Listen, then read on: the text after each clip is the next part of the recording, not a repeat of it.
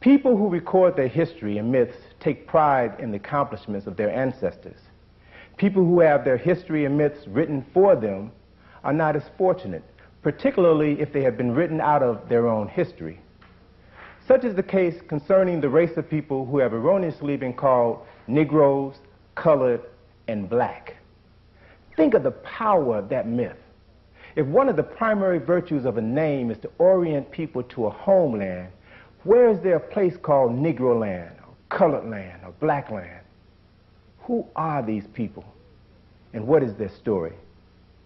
Before their names were changed, they were called Africans, and they were the first inhabitants on this planet. Anthropologists agree that the first humans who walked the earth lived in Northeast Africa. Yes, there really was an Adam and Eve, and they lived about 150,000 years ago in a symbolic Garden of Eden, which is now called Kenya. These Africans have the oldest genetic roots, and they were the foreparents of every person in the world. In reality, there is only one race, the human race, which had its beginnings in Africa.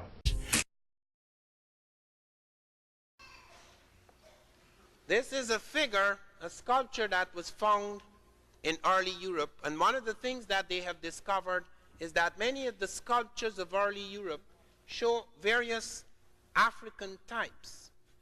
In fact, 55,000 years ago, according to 3 labs, the University of Oxford, the University of Hawaii, the University of California at Berkeley have come to the conclusion that there are no people on the earth 55,000 years ago who are not black Africans.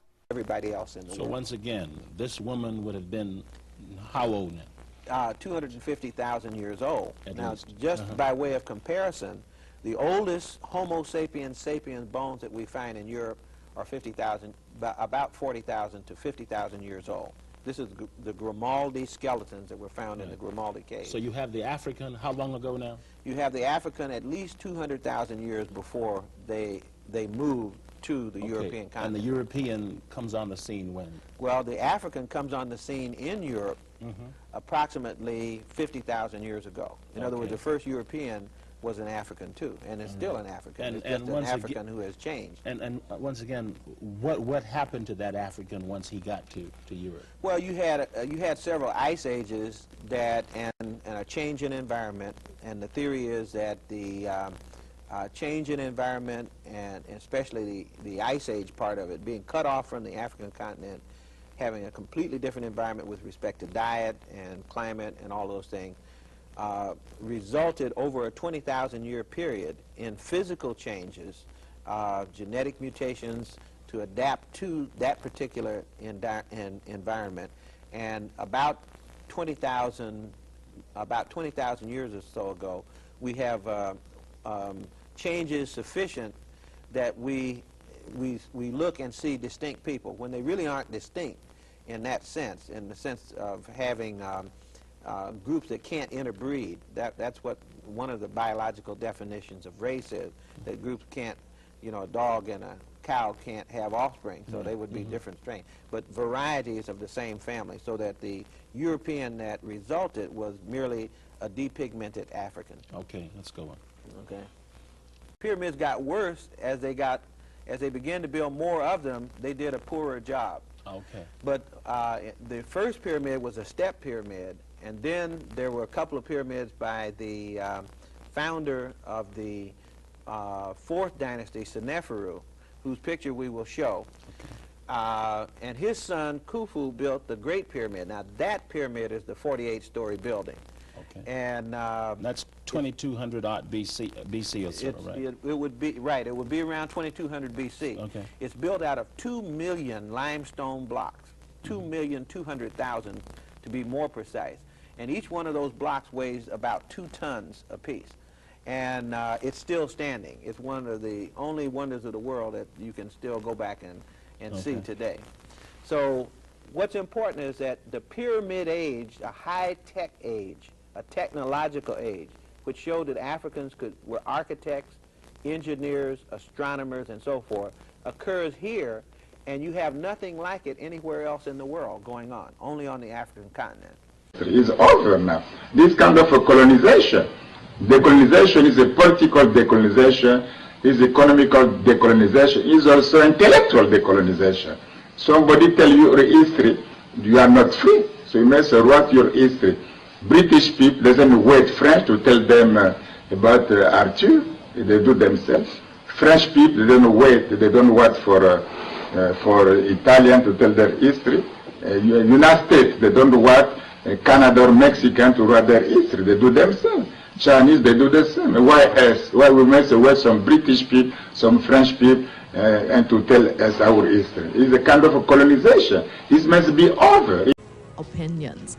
This quote, questioning the need to increase the sons of Africa by planting them in America, comes from one of the fathers of our country, Benjamin Franklin.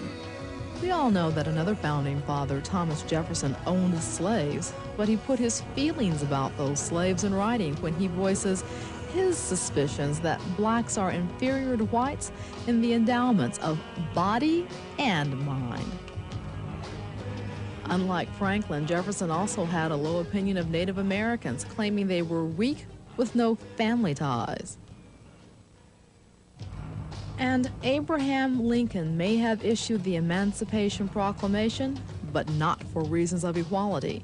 He says while the two races do remain together, there must be the position of superior and inferior.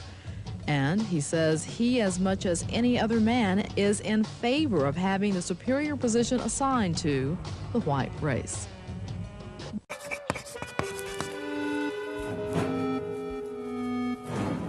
To Egypt we owe the dawn of conscience and the earliest visions of character as a social force, great religions of the Western world, and also the beginnings of science, astronomy and medicine, art and architecture, literature and music. Professor Lynn Jeffries always said that whoever controls Kemet, the history of Kemet stands at the head of the human family. It's in Egypt where we can find the greatest evidence of culture, civilization, architecture, science, literature, philosophy, and religion.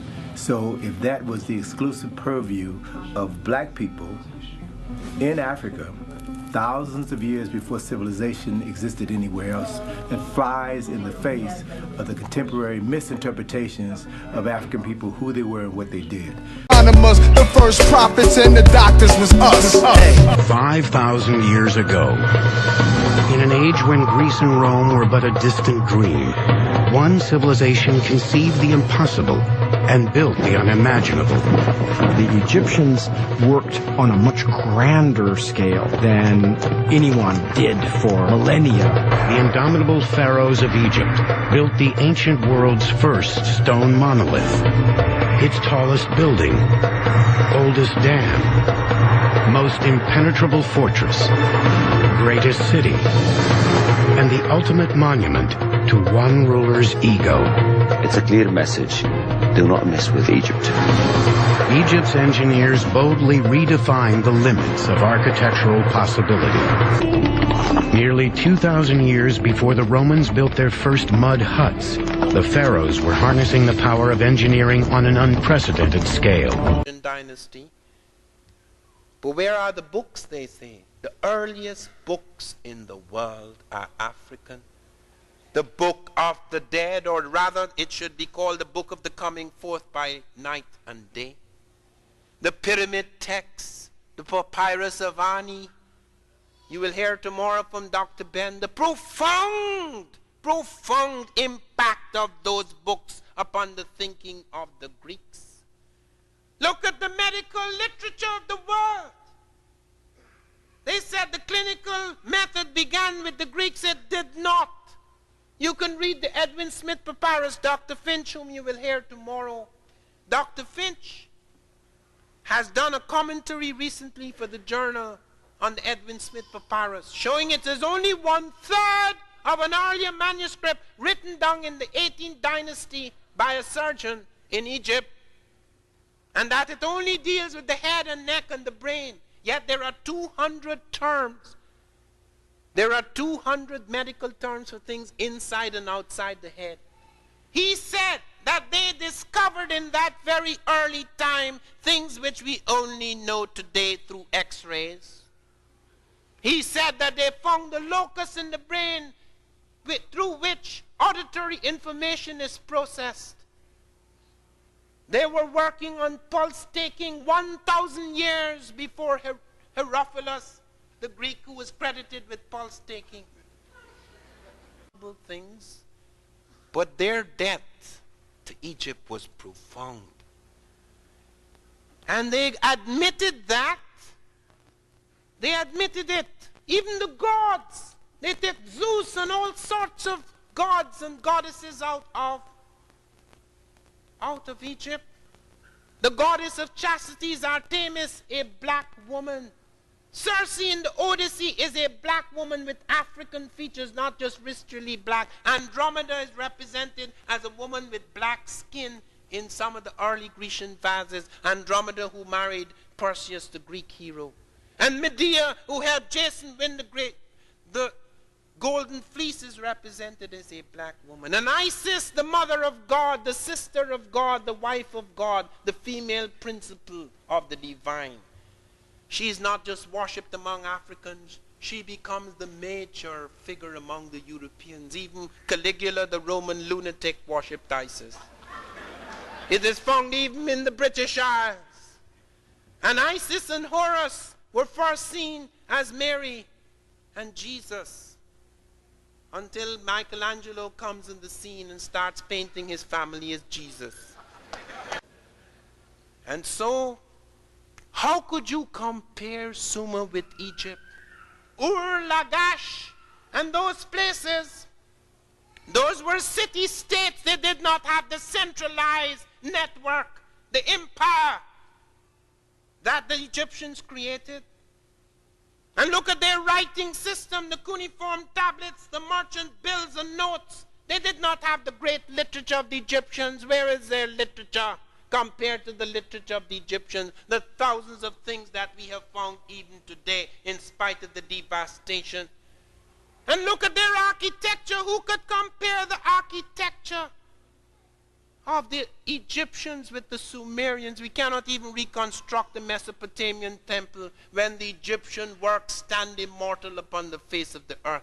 When the Sphinx, when the Great Pyramid was finished and it had its polished limestone casing, they say it was like a star over the earth. You could stand for hundreds of miles and see it shining. What is there in Sumer and in Babylon like that? They say the stone that was involved in the building of the Great Pyramid could build 30 Empire State Buildings. If you were to cut it into 1-foot cubes, it would encircle 2/3 of the belly of this planet. What are they talking about? And you look at all these things, you look at the medical documents you find in those Edwin Smith papyri, helminthiasis, ophthalmology, gynecology, pregnancy diagnosis, many things, studies of the pulse, studies in diagnostic percussion, fractures of the clavicle, dislocation in the mandible. Word for word, Hippocrates takes out the fractures of the clavicle and dislocation in the mandible and puts it in his work. And he's the father of medicine. We just have to be very careful, and this is something that happens in all movements, not to claim that everything is black. That is not necessary.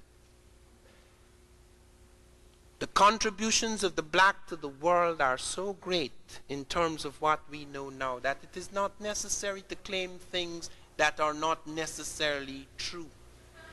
In the field of medicine, for example, they have found incredible things. They found vaccines among Africans long before Edwin Jenner. They found the smallpox vaccine had been brought to this country by Onesimus, a slave of Cotton Mather.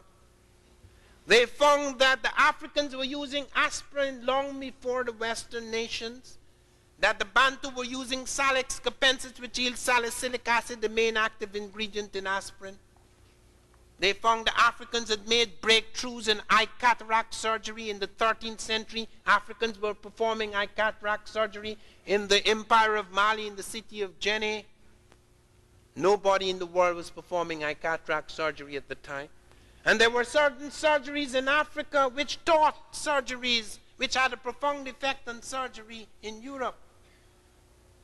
In the 1870s, whenever the cesarean operation was performed, the cesarean section was performed in women, the woman invariably died in Europe. Because of the British Empire, the British learned that Africans were performing the cesarean successfully. A team under Dr. Felkin went out to East Africa among the Banyoro surgeons to study how they were performing this operation. They noted, please note, that the Africans had developed their own anesthetics and their own antiseptics. Antiseptics had only been introduced in an European operating theater by Lister 2 years earlier than the witness of this operation. Many doctors in Europe did not know, as late as the 1870s, that even if you perform a successful operation, your hands, the poison in your fingertips will kill the patient. They did not have proper antiseptics. They washed their hands in water. They found the Africans were using sterile antiseptics. They saw how they cut. They saw how they collapsed the abdominal wall. They saw how they took the baby out. They saw how they were able to take the cautery iron and stop internal bleeding almost instantly with minor tissue damage. They saw how the Africans stitched. They drew the stitches. They brought it back to Europe. And the cesarean operation after that was performed with far greater success. Nobody knows, unless you study the history of medicine, that that was what happened. To find a whole lot of things, not only their steel smelting machines. The same year we found they had astronomical observatories 300 years before Jesus. It was found in Kenya at Namorotungo, where the Africans were plotting a whole series of stars and constellations. They built an observatory with several alignment points, and on the basis of those alignments, they built one of the most accurate of prehistoric calendars. And then fine anthropologists like Marcel Griol and German Deitelin went in West Africa and found the Dogon, an unusual people. Ogotumeli, one of their elders, sat down for 21 days non-stop, only stopping to sleep and eat, and spoke out several books. And then you find the African highly sophisticated. He is plotting star systems. The Dogon spoke of an invisible star, a white dwarf, which we had never seen in modern astronomy. They not only saw it, they plotted its orbit right up to the end of the 20th century, up to the year 1990. It's dead correct. They showed that although it seemed to be a tiny star, it was the heaviest type of star in our galaxy. Our machine showed that is dead correct. They said it had an elliptical orbit of 50 years around its parent star, Sirius A, and an orbit on its own axis. Our machine showed it had a 50-year orbit. We haven't caught up with the 1-year orbit yet. They pointed to an object flashing and darkening, contracting and expanding within the region of Sirius B. The Einstein orbiting satellite found that 3.5 years ago. Do you know when the Africans found that? 5 centuries ago. Dr. John Henrik Clark is a living library of resources in this area. We know that Ghana lasted until 1000s. In the last of its many great kings, Tenkamini was killed 2 years before the Muslim invasion, 1076. So that means Tenkamini lasted until 1074. He was known as the king who rode out every day, twice a day. He would ride out and administer justice one part of the day.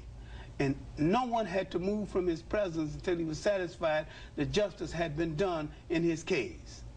He would ride out at the end of the day with dogs with gold collars, horses better dressed than the then kings of Europe, in splendid regalia. And after Sakuru, the greatest of all the kings of Mali, Mansa Musa, and he came to power in 1306. In 1324, he went on a famous journey to Mecca and Medina because he was a Muslim. He spent all those years preparing. He took with him from 60 to 100,000 people, 50 hairdressers, and he only had his favorite wives. How many of them? Only the favorite wives went on the trip. They had 50 hairdressers. Oh, so you can guess how many wives were there. Now you talking about style. Now when we had it, baby. Okay, so he left basically from northern Central Africa, is that correct? Yes. And then went all the way into Mecca. Went to Egypt. Went to Egypt first. Where he was crowned the great Caliph of the Western Sudan. I mean, it's equivalent to Pope. Right. Dr. Van Sertima says the ancient Africans sailed to the New World in boats such as these. Built of reed, able to hold more than 50 people, they could move incredibly fast. The catamaran in the Pacific, they have found these jointed canoes, which are not really canoes. The canoe is a misnomer, jointed boats that were extremely sturdy, far sturdier than the Asiatic boats. And they found one of them with 48 men, 24 rowing, 24 resting, which could cross so fast, it could move from Puerto Rico to Venezuela in a single day.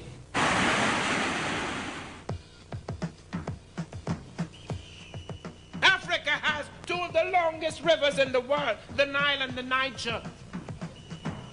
They spent more time on those waters than they spent on other roads. They had about 12 types of ships on the Niger, not even counting the Nile, which had 3,000 years of shipbuilding. It gave its ideas to the Phoenicians, who were the great navigators of the early world. You find, for example, on the Indian Ocean, the Mughals of India were so impressed by African ideas about the sea and their ships that they made them admirals of the Indian Ocean, of people known as the cities, and African seagoing people were made admirals of the Indian Ocean by the Mughals of India. The Chinese report Africans were bringing elephants to them in ships to the court of China 2 centuries before Columbus. You can't take elephants across the Indian Ocean in a dugout. But the Africans of Egypt's last cultural dynasty also sailed the seas in smaller vessels such as these, a feat Atlanta cardiologist Dr. Arthur Lee knows about personally. Abu Bakr had made the crossing probably 1311 with a fleet of 400 ships. He was a king in Mali, and there were other voyages who made it earlier. If you're from, say, Spanish Sahara, you have to get out offshore about 100 miles to get into the region of the Northeast trades. When I made the trip, I started out from the Canary Islands, and we were in Grand Canary. We left in the evening, about 10, about 4 hours sailing time heading due south. We picked up the Northeast trades, and we carried them all the way right into the Caribbean. It's a real easy trip. It'll take it some time. Doctors Lee and Van Sertima say these African travelers were able to catch cross currents in the Atlantic to bring them back and forth. Dr. Van Sertima also says certain types of plants, which were a hybrid of North American and African origin, grew in Africa before Columbus came. Of that civilization.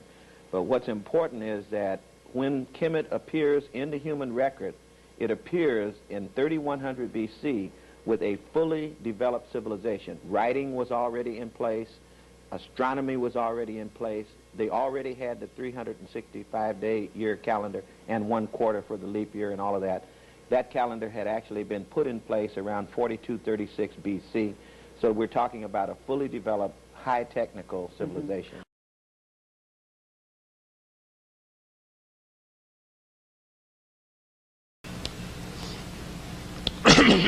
This was found in Saqqara, dated to 300 BC, and at first was said to be a bird, until a NASA engineer said, next slide please, birds do not have reverse dihedral wings and vertical tails. So this is a glider and an aerodynamically sound glider.